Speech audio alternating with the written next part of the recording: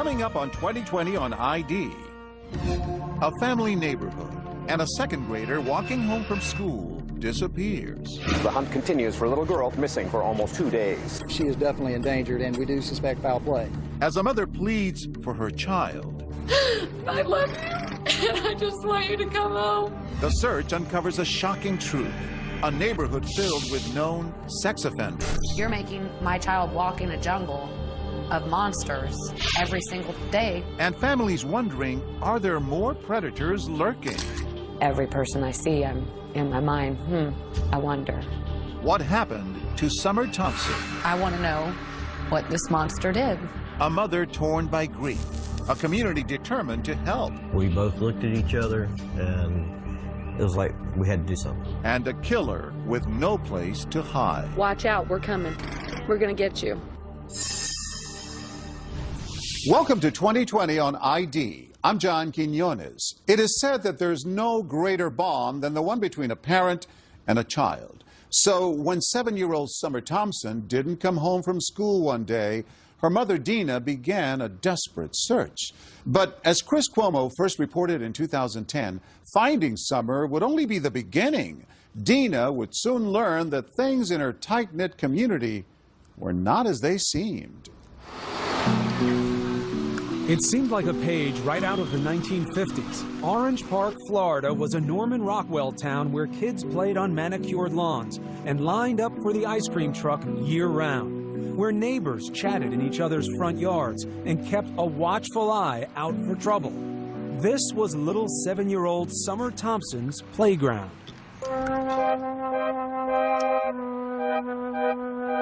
They nicknamed her Grace. Because she was so klutzy. I mean, she could not walk and chew bubble gum at the same time. But she loved to dance. She wanted to be a ballerina.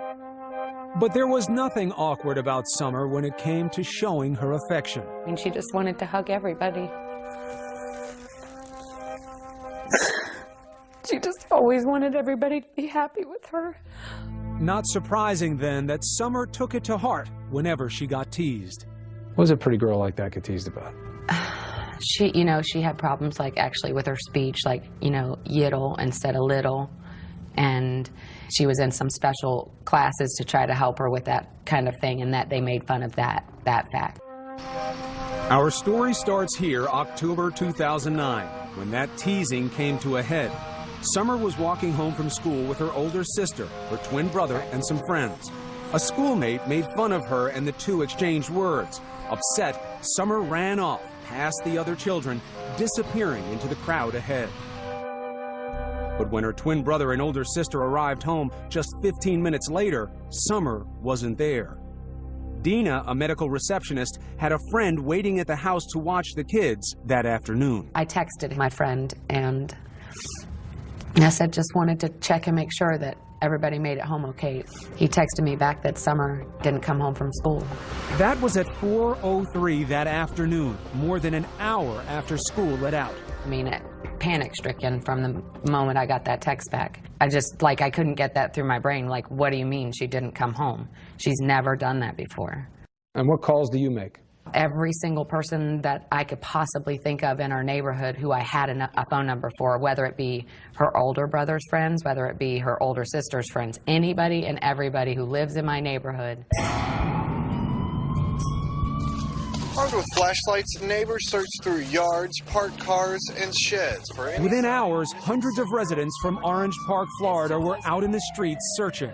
By evening, Dina Thompson was living every parent's worst fear. The unthinkable. Summer had vanished in plain sight. I love you, and I just want you to come home.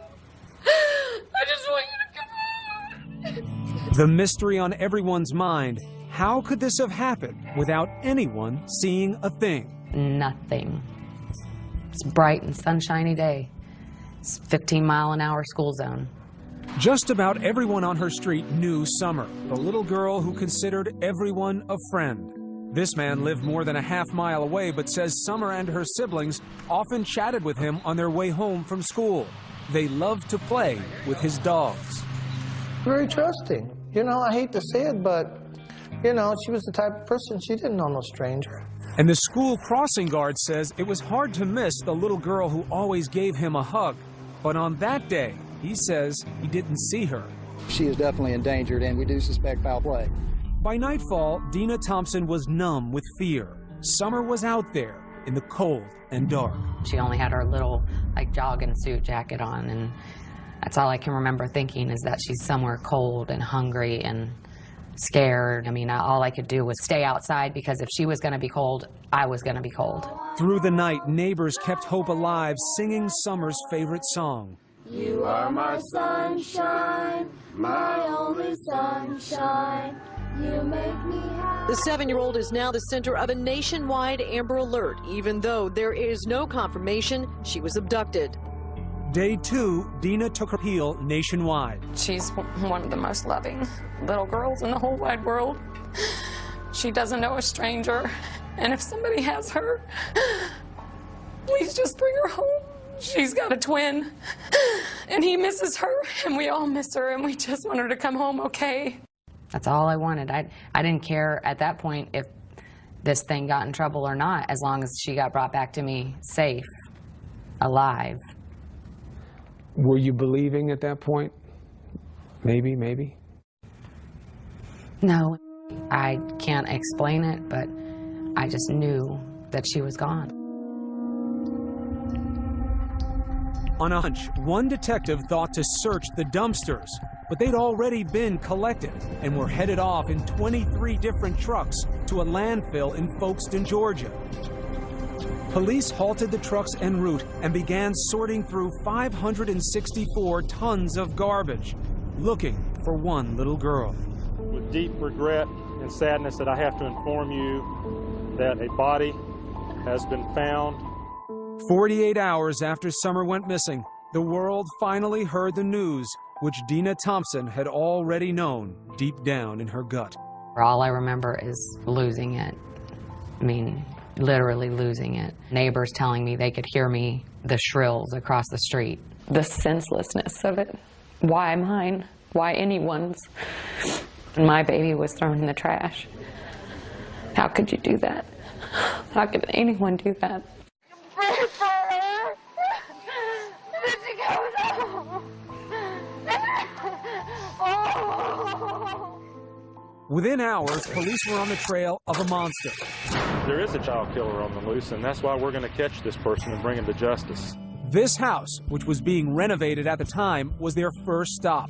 It was the last place anyone said they'd seen Summer alive. He says he was at this home Monday afternoon, and Summer ran up to the place and told workers they were doing a good job on the renovations.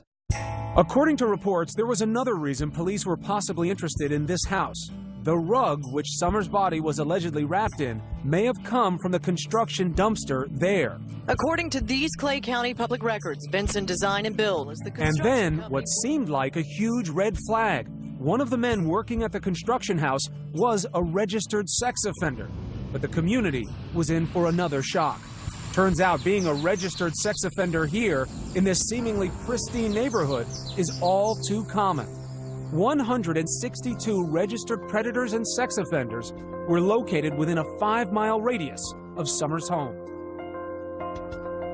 When we come back, a neighborhood on edge. It's scary to think how many people are actually doing that in our community right now. Every person I see, I'm in my mind, I wonder. And no one is above suspicion. People want to speculate and think bad things about me. When we return.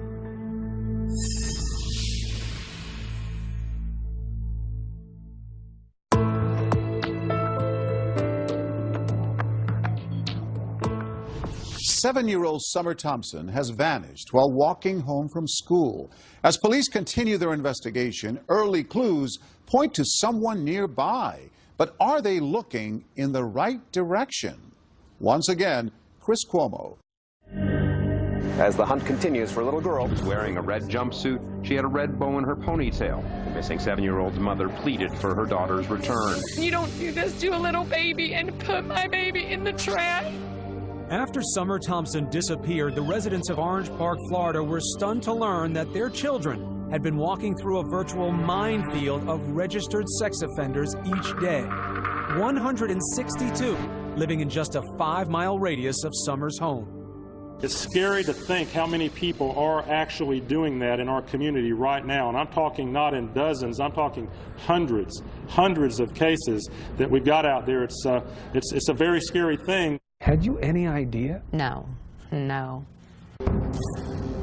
Another surprise for Dina Thompson was that early on, she and her friends were under suspicion because in many other missing child cases, family members have been implicated. That's one of the things that hurts me the most, that people want to speculate and think bad things about me. When it came out how many predators were in the neighborhood, Dina says she took more heat for being a single working mother who let her kids walk home themselves from school. But that decision was really made by the state of Florida. By law, because Dina lived less than a mile away from school, her kids weren't eligible for busing. Unbelievably, in Florida and 22 other states, registered sex offenders can live and work within 1,000 feet of a school. That makes no sense to me. You're making my child walk in a jungle of monsters every single day walking home from school. According to these Clay County public records, Vincent Design and Build is the construction company working on the vacant home on Gano Avenue. George Vinson was one of those offenders. He worked at that construction house along Summers' route from school. But Vinson hadn't worked there that day, and his story checked out. The two men who had been there were also cleared. By all accounts, Summer had left this house alive. Within days, police had accounted for the whereabouts of all registered sex offenders in the area. But Dina Thompson couldn't shake the feeling that the killer was still nearby, watching. Every person I see, I'm in my mind, I wonder. Neighbors told us they too eyed each other with suspicion. Just it makes you just not feel comfortable, not feel safe in your own neighborhood. It's a shame. Several of them voiced concerns about an older man living just down the street, known as Grandpa Charlie, whom they said often took little girls for rides on his bicycle. But further investigation cleared Grandpa Charlie of any connection to Summers' murder.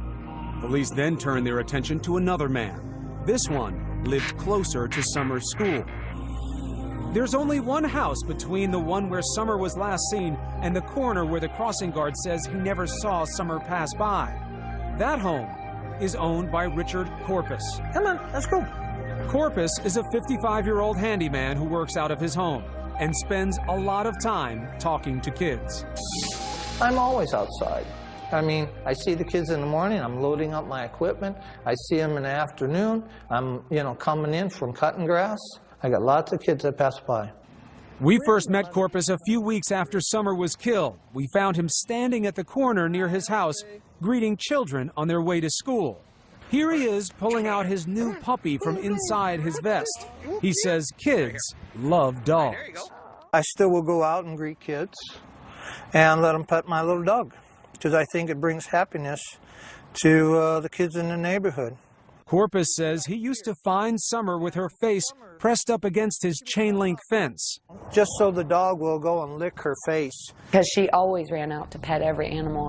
Dina knew her daughter was drawn to dogs, and it had always worried her. It would drive me crazy. I'd be like, Summer, I know you love animals, but you don't know these people, and there's bad in this world, and it would hurt Mommy so bad if you never came back. And my worst nightmare is here. Over the next month, police honed in on Corpus. He says they seized his computers and monitored his calls. I'm not a predator, but I can tell you this, every time the police walk in my house, I start shaking. I know they're following me.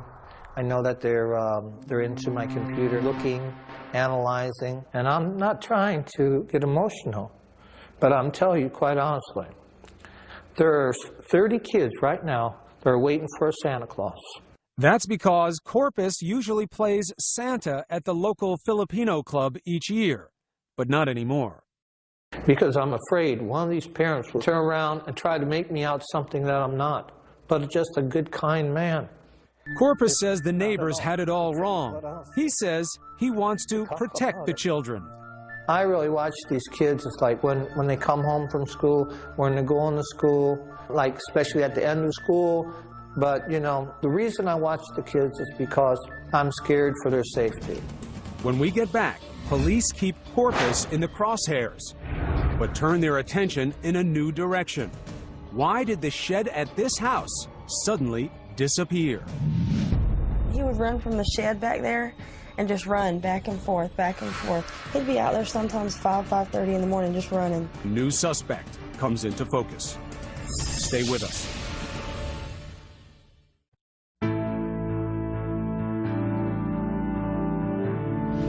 Since Summer Thompson's murder, police have focused on one possible suspect, but they're about to find another.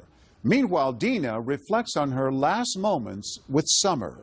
Once again, Chris Cuomo. This is Good Morning Jacksonville. Good morning out there, October 19th. This is Good Morning Jacksonville. Thanks for joining us. Nearly every detail of the morning her daughter disappeared is still vivid in Dina Thompson's mind. And what she remembers most is how Summer didn't want to go to school that day. She had Monday-itis a lot, you know. Monday-itis. Yeah. She didn't, necessarily want to go to school on Monday. Dina spent more time than usual getting Summer ready that morning.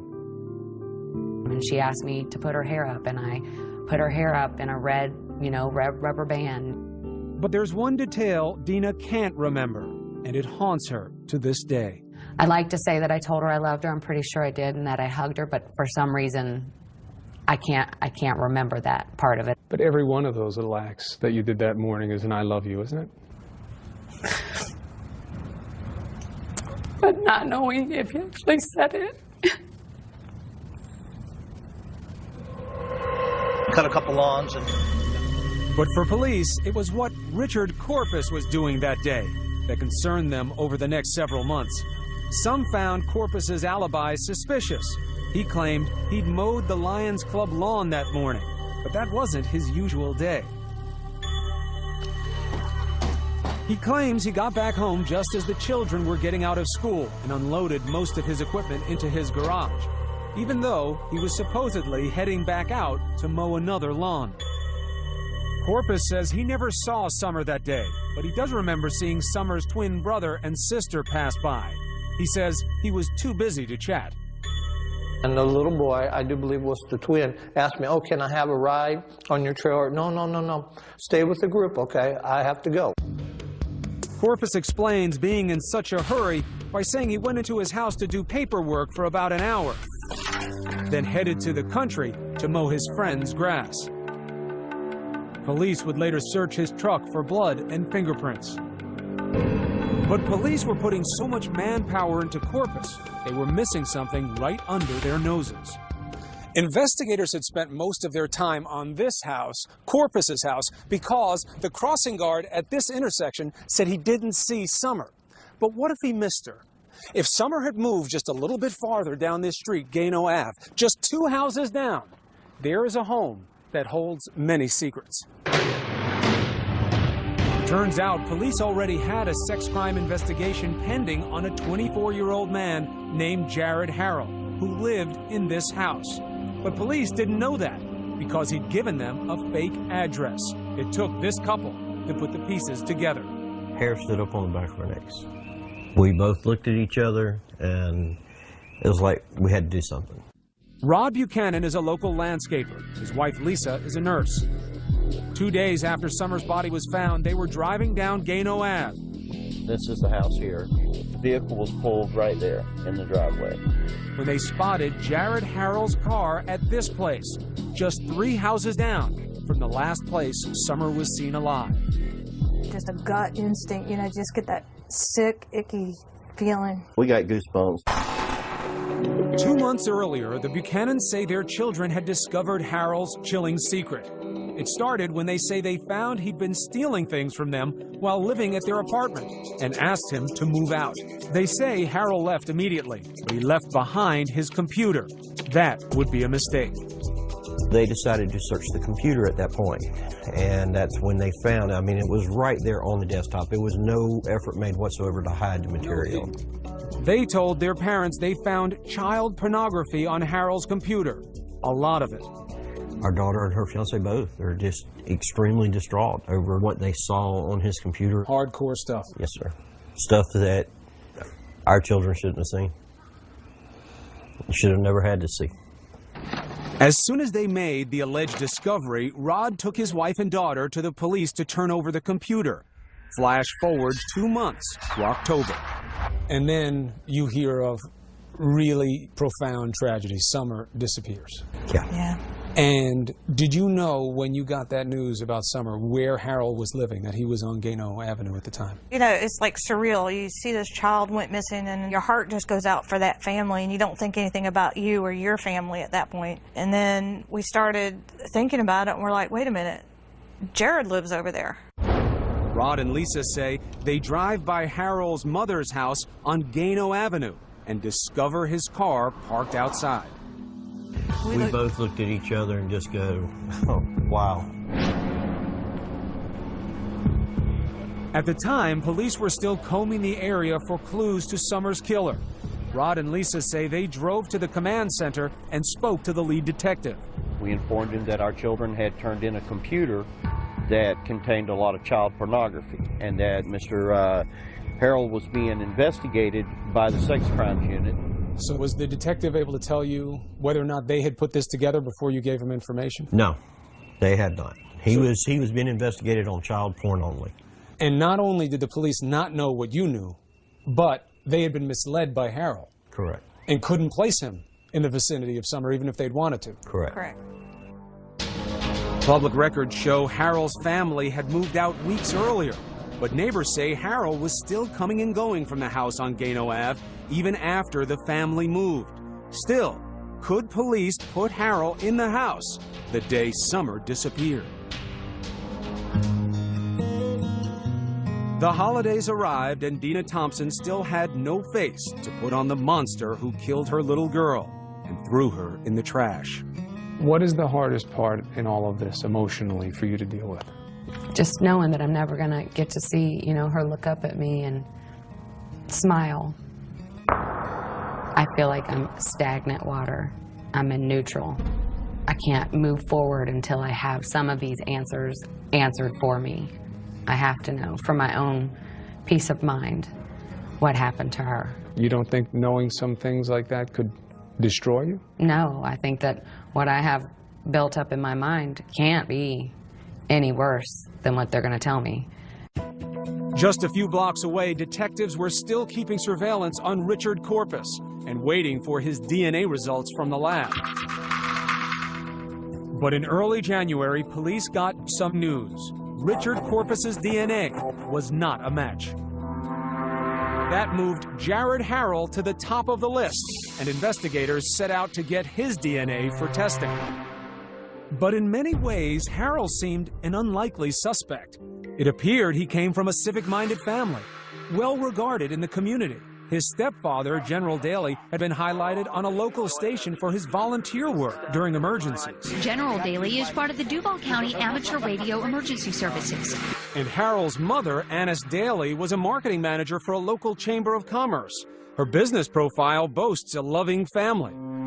But nobody knew the unimaginable truth about Harold's family life and why 21 years ago, a Mississippi judge had ruled his mother unfit and her children had been taken away. The incident made national tabloid headlines in 1989 because Harold's mother, then known as Annis Mizell, had fallen in love with her boss, Joe Newman, a self-styled inventor who claimed God had told him to marry Annis's 8-year-old daughter. He said, "You will accept the love of this young child, or I'll take your son to be with me." Newman talks about this in a 4-hour video he's produced about his life, a video that features his son and his wife of 15 years, whom he was still married to when he performed his own marriages to Harold's 8-year-old sister and Harold's mother, Annis, as well. I'm one hell of a man, and that's what girls have told me, who've been with me. Newman claimed God would tell him when to consummate his marriage with Harold's sister. Jared was only 3 years old. A judge put Harold and his sister in the hands of social service workers. 6 years later, Annis would get them back, but relatives say things were never stable very long. Records show Annis had at least 56 different addresses in almost as many cities while Harold was growing up. She'd been married 4 times, filed for bankruptcy 3 times, was evicted from at least 1 home, and was found guilty of grand theft after allegedly stealing thousands of dollars from her employer. Well, we didn't discuss what was going on with him and his mom and dad. All this came as a shock to Lisa and Rod Buchanan, who had known Harold's current stepfather from their church for several years and never guessed Jared was so troubled. You would look at this guy and you'd say, big, gentle giant. Wouldn't hurt a flea. So how would this gentle giant, who was unknown to Summer Thompson's family, lure her into this house? Well, it turns out there was someone living here that Summer liked a lot. It wasn't Jared Harrell. It was a dog. This dog, which according to a classmate, Summer sometimes stopped to play with on their walk home from school. Shortly after Summer's death, people noticed the dog was gone, and so was this shed, which neighbors say had been in the side yard of the house on Gano Ave the day Summer disappeared. And Harrell had moved out too, shortly after Summer was murdered.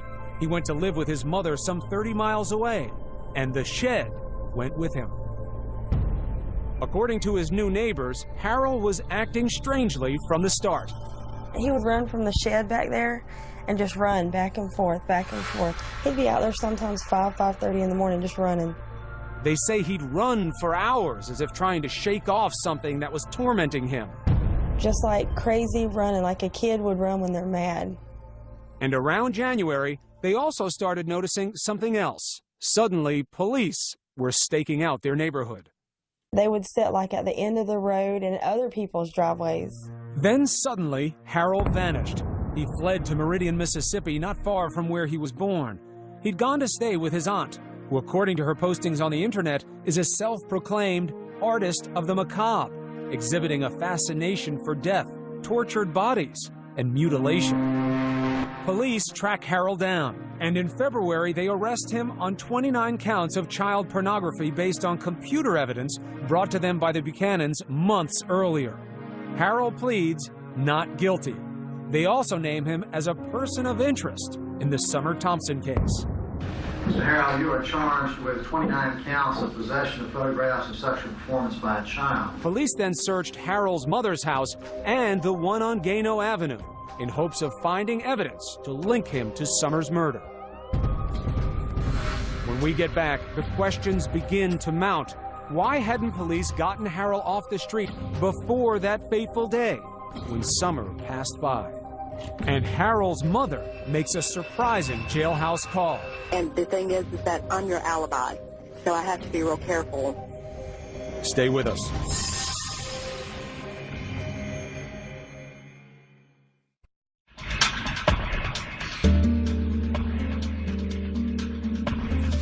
Jared Harrell is in jail on child pornography charges, and police have named him a person of interest in Summer Thompson's murder. But why had it taken so long to arrest him? And would authorities find enough to prove their case? Once again, Chris Cuomo. Police worked late into the night as they searched both houses where Jared Harrell lived, looking for evidence to link him to the murder of Summer Thompson. I never really noticed him. I never really suspected this guy. 2 houses away, Richard Corpus, the man who police had suspected for months, was breathing a sigh of relief. If I didn't have a family, I'd probably be dead. I probably would have killed myself around Christmas. Because that's how deep it got to me. Because I couldn't clear my name. In the meantime, Jared Harrell was sitting in a Mississippi jail on $1 million bond. A few days after his arrest for child pornography, Harrell's mother gives him a call. Keep your chin up, keep your mouth shut, and get an attorney. Just don't believe anything. Honey, I don't believe anything. Trust me. And the thing is that I'm your alibi, so I have to be real careful. Police records say Harrell and his mother both claim they were together during the critical hours that Summer disappeared. So who was this 24-year-old who still lived with his mother and depended on her financially? Relatives say Harrell had always been overweight and slow in school. He'd often been picked on, even by his 2 younger stepbrothers. His MySpace profile, taken down just before the arrest, paints a picture in contrasts. There was the 250-pound kid who could laugh at fat jokes on YouTube videos. Is this face really strung up? And then glimpses of someone who can't take it anymore, seemingly wanting revenge. Tops on his playlist a song called Waking the Demon, in which the victim of bullying is transformed by blind rage, viciously attacking and killing his tormentor. A peek into the mind of someone who's about to snap, or nothing more than just teenage angst. We were lucky that when they threw him out that he didn't go off the deep end and kill him. To be honest with you, that's what I thought. Rod Buchanan's daughter, Katie, was Harold's former roommate. He says when Katie turned in Harold's computer 2 months before Summer went missing, she told police she feared Harold might have done more than just look at those pictures. He might have known some of the children. After all, Harold had plenty of access to kids. He babysat the children of family members, and they lived in a neighborhood filled with young children. But it would take 6 weeks before police would get a search warrant to look at Harold's computer, and several more months would pass before they searched Harold's home, even though they'd been tipped off by the Buchanans that Harold lived nearby. Turned out Katie's fears were real. Right, remain silent. Anything you say can will be used against you. Police say they found Harold's camera containing a video with horrifying images of Harold molesting a 3-year-old child. The victim was a relative. Harold was charged with 26 more counts, including molestation. Again, he pleaded not guilty. The mother of the child he'd molested recognized where the alleged crime took place, in Harold's bedroom on Gano Ave.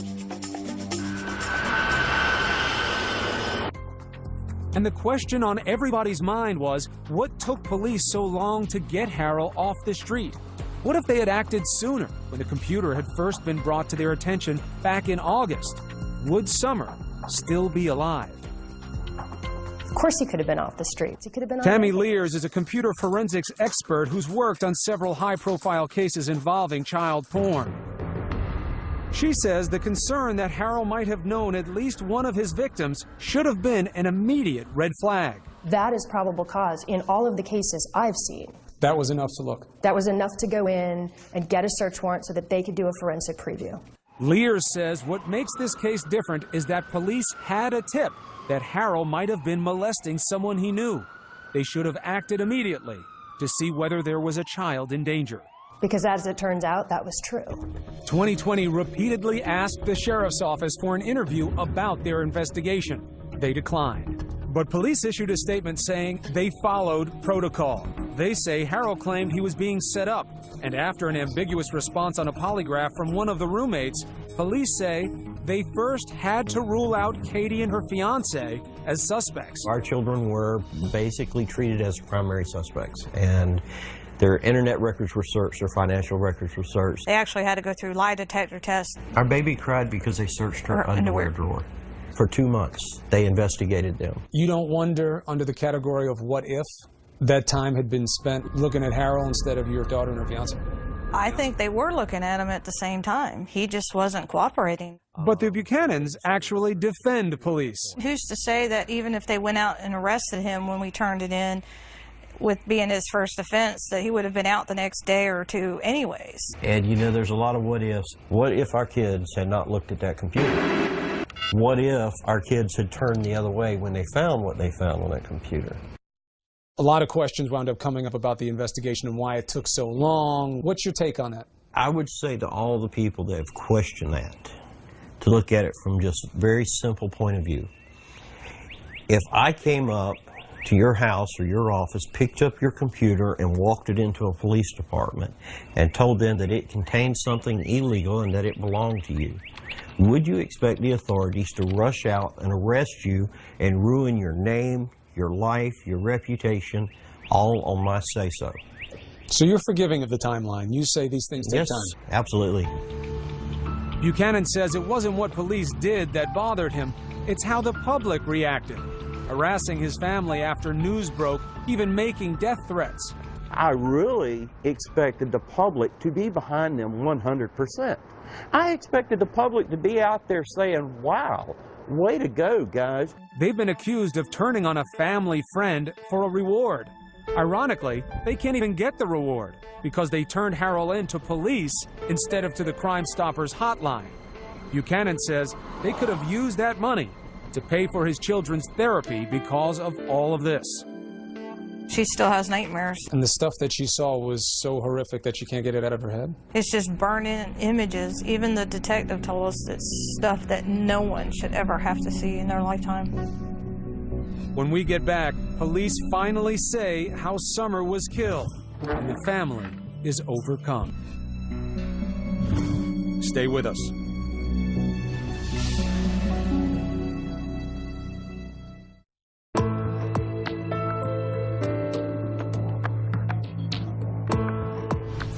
Watch out, we're coming. We're gonna get you. This was Dina Thompson just days after Summer disappeared. And this was 5 months later, after news broke that Jared Harrell had been charged with the murder of her little girl. Jared, Harrell, we got you, and you ain't getting away. Police said they had a DNA match along with other forensic evidence. He contacted Summer as she was walking home from school. We have evidence that will show that Harrell assaulted Summer and killed her and dumped her body in a dumpster, which ultimately ended up in a landfill in Folkestone, Georgia. They were certain they had their man, but Harrell pleaded not guilty. I mean, I want to talk to him. Months earlier, before she ever knew whom would be charged, Dina told us she wanted to meet the killer face to face. What would you say? Why? Give me your best excuse, your best reason as to why you had to do this. I just want to hear how pathetic he is. Did somebody tick you off that day?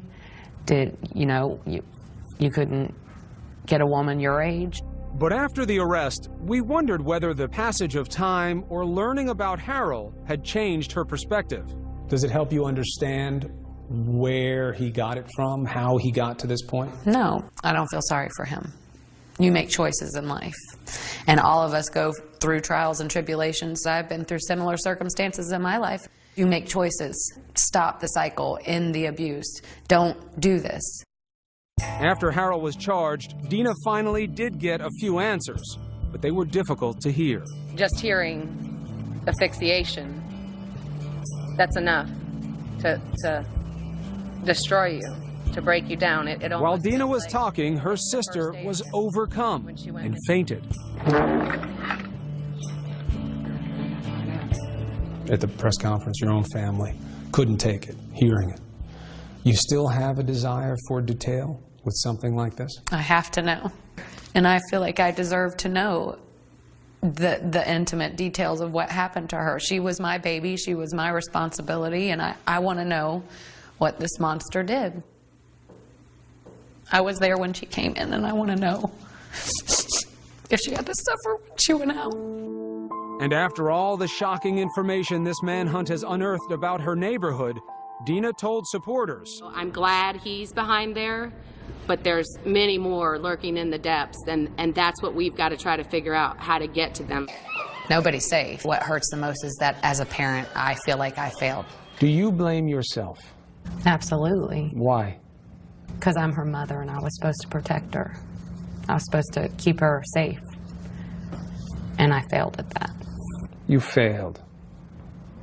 You failed by sending her off that morning, doing her hair and telling you that you loved her, and sending her with her brother and sister like you did every other day? I know that it doesn't make sense. It doesn't have to make sense though, right? Not to a mom. But at some point you have to let that go, right? I guess eventually, but I don't know when that'll be. Dina says right now she wants Harrell to get the death penalty, but she finds little comfort in seeing justice served. You set yourself up to think that it's going to make it all better. You're going to be normal again. And I won't ever be normal again. My normal. Dina says she has a new normal, advocating for children. Yes. She wants laws changed, allowing Amber Alerts to be issued sooner, getting predators away from schools, and allowing all children to ride the school bus. God's given me a big mouth, and I plan on using it. To start, Dina kicked off the newly formed Summer Thompson Foundation at a benefit concert. I am officially reclaiming our children's innocence and their safety. These animals will not get us, we'll get them. Justice for Summer means justice for children. She says it was a moment of healing for the whole family, especially hearing this from Summer's older sister, Abby. Just know that Summer's never going to be gone. She's always going to be in your heart.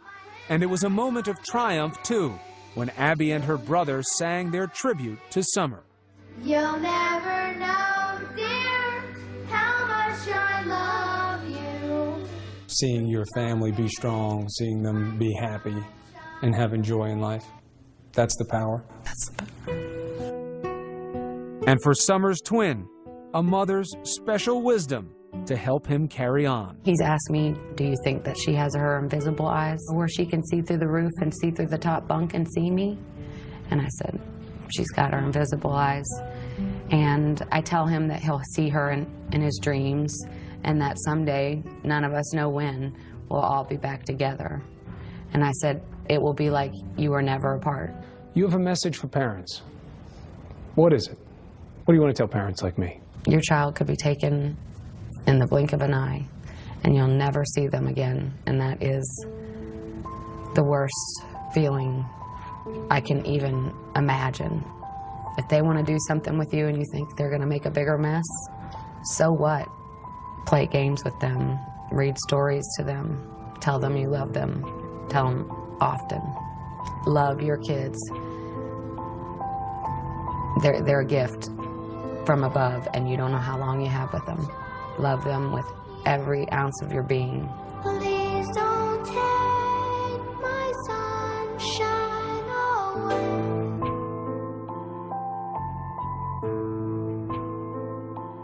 Jared Harrell later pled guilty to the murder of Summer Thompson. He was sentenced to life in prison.